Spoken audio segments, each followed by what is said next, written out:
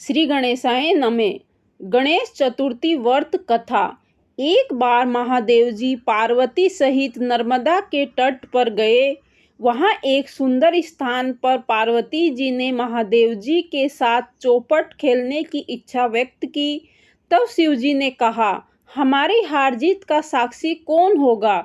पार्वती ने तत्काल वहां की घास के तिनके बटोरकर एक पुतला बनाया और उसमें प्राण प्रतिष्ठ करके उसमें कहा, बेटा, हम चौपट खेलना चाहते हैं, किंतु यहाँ हार जीत का साक्षी कोई नहीं है।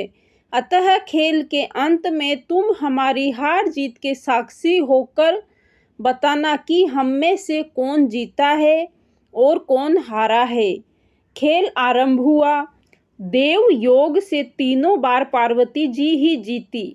जब तक में बालक से हार जीत का निर्णय कराया गया तो उसने महादेव जी को विजय बताया। परिणाम स्वरूप माता पार्वती ने क्रोध होकर उसे एक पांव से लंगड़ा होने और वहां की कीचड़ में पड़ा रहकर दुख भोगने का श्राप दे दिया। बालक ने विनयपूर्वक कहा, माँ, मुझसे अज्ञानवश ऐसा हो गया है। मैंने किसी कुटिलता या श्रेष्ठ के कारण ऐसा नहीं किया है। मुझे क्षमा करे तथा श्राप से मुक्त का उपाय बताइए। तब ममता रूपी माँ को उस पर दया आ गई और वे बोली, यहाँ नाग कन्या गणेश पूजन करने आएगी। उनके उपदेश से तुम गणेश व्रत करके मुझे प्राप्त करोगे। इतना कहकर वे कैलाश पर्वत चली गई। एक वर्ष बाद वहां श्रावण में नाग कन्याएं गणेश जी पूजन के लिए आई। नाग कन्याओं ने गणेश व्रत करके उस बालक को भी व्रत की विधि बताई।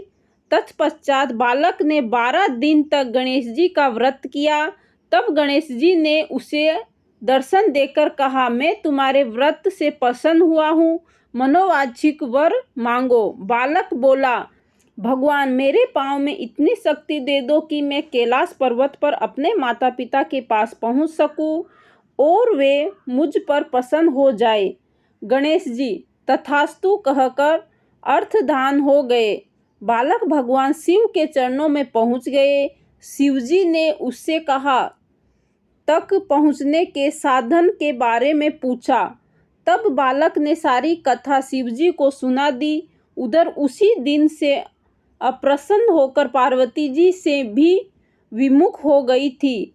तदरुस्त भगवान शंकर ने भी बालक की तरह 21 दिन पर्यंत श्री गणेश का व्रत किया, जिससे 50 से पार्वती के मन में स्वयं महादेव जी से मिलने की इच्छा जागृत हुई।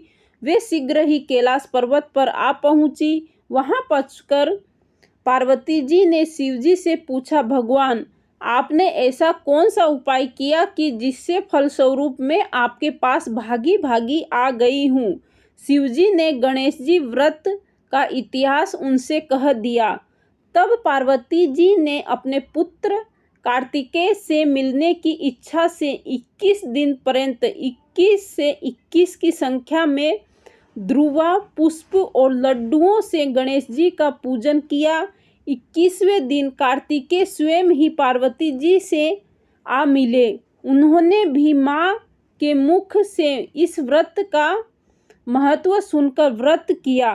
कार्तिकेय ने यही व्रत विश्वामित्र जी को बताया। विश्वामित्र जी ने व्रत करके गणेश जी से जन्म से मुक्त होकर ब्रह्मा ऋषि होने का वर मांगा। गणेश जी ने उनकी मनोकामनाएं पूर्ण की। ऐसे हैं श्री गणेश जी, जो सबकी मनोकामनाएं पूर्ण करते हैं। जय श्री गणेशाय नमः। अगर ये वीडियो आपको पसंद आया है तो वीडियो को लाइक करें, शेयर करें, चैनल को सब्सक्राइब करें। ऐसे ही अच्छे वीडियो के लिए आपका दिन शुभ रहे।